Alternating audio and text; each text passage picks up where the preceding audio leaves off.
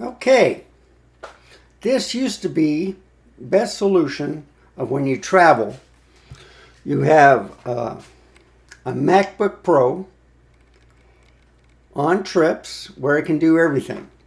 You just bring a camera, or you just use the webcam or the camera that's built into the LCD screen on the lid. But for studio purposes, here's S9 Panasonic, and here's S5 IIX Panasonic also for the Peppy Kitty Cam. Okay. Here is a microphone, but you can use the internal microphone also on the laptop. So which one is better for, let's say, the studio? This is the Yeti Nano. I got two Elgato Cam Links hooked up, one from that camera, one from this camera, going into this hub that has to be powered in order to recognize these devices into my Mac Mini Pro. I also have a USB 3 hub, kind of like USB A, right? Hooked up for the mic. I got an SD card reader, micro SD on the back, Ethernet cable, HDMI, but this one has HDMI. And this is the 4K 40-inch monitor that I'm using right now with the screensaver on. So dongles are kind of like the fact of life that you need to add to Apple products. The nice thing about M1 Mac Studio is it has an SD port. It has 4 Thunderbolt 3 or 4 hookups in the back, 2 USB 3 hookups also, network, video, but they're only HDMI 2.0. HDMI 2.1, 2.1 on this is for 8K, if you have an 8K screen, okay, or 4K 60 at least. Whereas H2O, I think, can only go like up to 4K 30. I may be wrong, but been in the business a long while that the higher resolution, the slower the computer goes. So I know for a fact that this little bitty thing that just came out is faster than that one, and this 64 gig M1 Mac Studio. The rendering time is unbelievable. It's a fantastic device, very portable. But then you have to bring cables with you. But the same thing if you bring a cameras, all right, to hook up to that, then you still need some dongles or whatever. And then it's just an experience of which might be easier to run.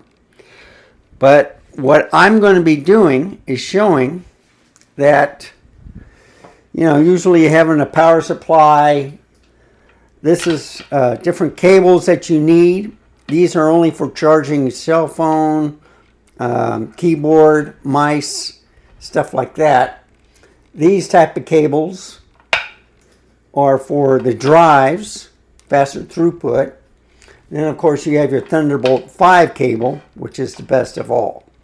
But then you need hubs that should be Thunderbolt 5, and they don't have them made yet. They're on pre-order. So why is it that when a company comes out with a great product, they don't have accessories to come with it?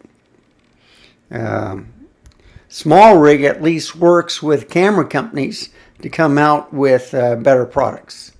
You know, they'll come up with the camera with a cage, an extra handle, more devices that you can include with it.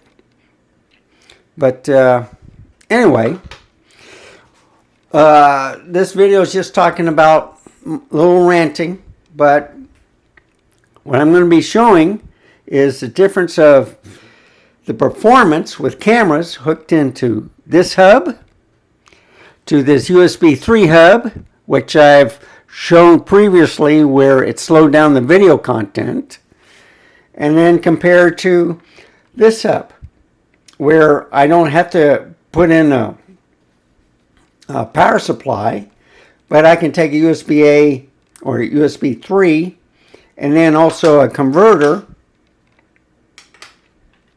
into there and still run the two cameras. The reason why you want hubs is so you can have open access to devices in the back. So I can unplug the hard drive.